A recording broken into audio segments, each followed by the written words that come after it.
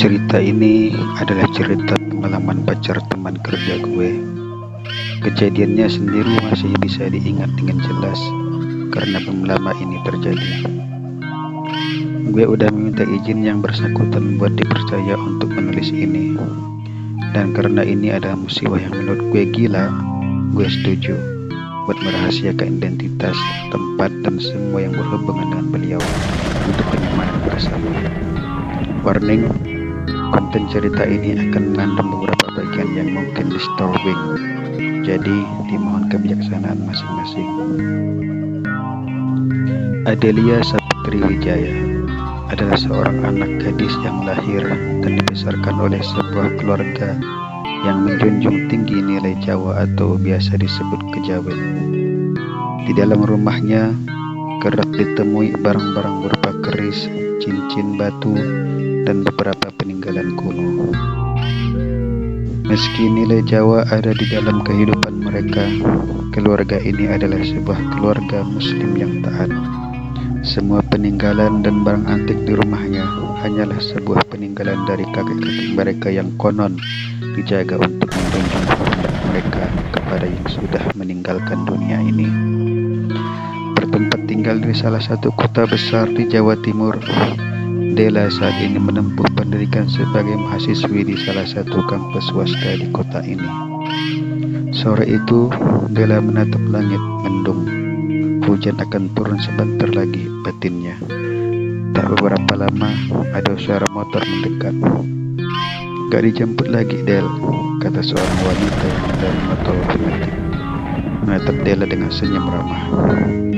Della teringat ayahnya sibuk, ibunya apalagi, sedangkan kekasihnya tidak dapat datang karena harus bekerja shift. "Bareng aja, kebetulan gue lewat rumah lo," ajak si gadis. Mega adalah nama gadis itu, sahabat sekaligus teman Adel yang paling mengerti kondisi satu sama lain. Tanpa menunggu hujan turun, Della segera menyambar dan duduk di jok motor Mega. Mereka pun segera pergi meninggalkan kampus. Di tengah perjalanan, Della tampak tidak fokus dengan apa yang sebenarnya sedang ia pikirkan. Ia hanya teringat satu orang yang membuatnya akhir-akhir ini merasa tidak nyaman. Mbah Wira, begitu Della memanggilnya. Mbah Wira adalah satu-satunya nenek Della yang masih hidup. Beliau adalah ibu dari pihak ayah yang saat ini tinggal satu atap bersama Della. Namun, beberapa bulan ini, Della menemukan kejanggalan dengan neneknya yang selama ini dekat dengannya. Seolah-olah itu bukan neneknya, namun ia bimbang. Lagi mikir apa?" kata Mega menyadarkan Della dari lamunan. "Gak ada." Mega tahu Della berbohong, namun dirinya tidak punya hak untuk memaksa bercerita. Kurang beberapa kilometer, hujan mulai turun disertai kilatan petir yang menyambar. Namun Mega tetap melanjutkan perjalanan. "Terus saja ya, berjauh sampai." "Inggih," kata Della.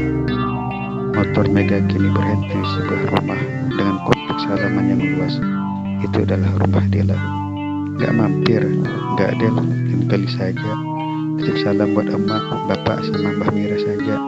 "Ya sudah, hati-hati."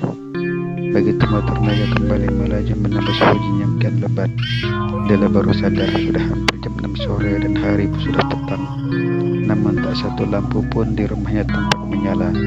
Padahal kiri kanan tangganya sudah menyalakan lampu guna mengusir kegelapan di sekitar rumah. "Apa listriknya mati ya?" batin Della mendekat. Namun perasaan itu kembali lagi.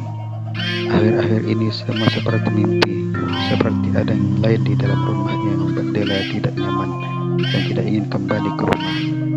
Namun masalahnya Della tidak tahu apa itu. Ia membuka pintu dan mengucapkan salam seperti biasanya. "Assalamualaikum," katanya. Namun kegelapan dan keheninganlah yang justru menyambutnya. Della mencari sekera lampu, menekannya, namun rupanya listrik tidak juga menyala. Di dalam kegelapan yang menguasai rumah itu, Della tertuju pada seorang yang tengah duduk. Begitu gelap sehingga Della harus mendekatinya. Rupanya ada seseorang selain dirinya di rumah ini, tapi kenapa ia tidak menjawab salamnya. Selain keluarganya, di rumah ini tinggal Mbak Ningsih, asisten rumah tangga yang sudah bekerja 3 tahun. Namun, jam 5 sore adalah batasan waktu bagi Mbak Ningsih dalam bekerja, karena beliau seharusnya sudah pulang. Jadi, siapa yang sekarang sedang duduk membelakanginya? Mbok, panggil Della serai mendekat. Sosok itu hanya diam, namun semakin Della mendekat, terdengar suara menangis, sangat lirih, sehingga Della tidak dapat memastikan apakah dia sedang menangis. Kini, Della sudah tepat di belakangnya. Ketika ia menyentuh bahu sosok itu, agar ia dapat melihat siapa yang ada di depannya, sosok itu berbalik menatapnya. "Tolong dok, tolong." Kaget karena apa yang Della lihat adalah Mbah Wira yang tengah menangis melihatnya. Sebelum akhirnya Della terbangun begitu saja dari mimpinya. Sudah lebih dari 5 kali Della dihantui mimpi yang sama.